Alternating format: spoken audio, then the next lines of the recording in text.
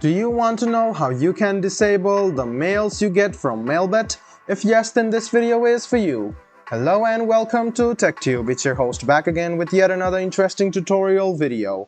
In this video, I'm going to teach you how you can disable the mails you receive from MelBet quite easily. So go ahead and open any type of browser you have and go to melbet.in and log into your account. After you log into your account, go ahead and hover around your profile, which is over here, and click on account settings. As you click on account settings, you will see this type of interface over here. So what you need to do is find mailing list, and you can see send via email option over here.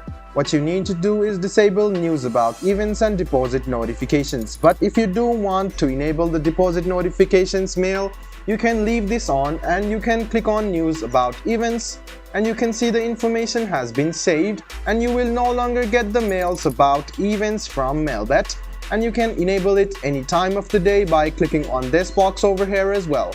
So guys, this is how you enable or disable the mails you get from MelBet. I hope this video was helpful to you. If you still have any kind of confusion, please do mention us on the comment section down below. Like the video, subscribe to the channel, and do hit the bell button for more.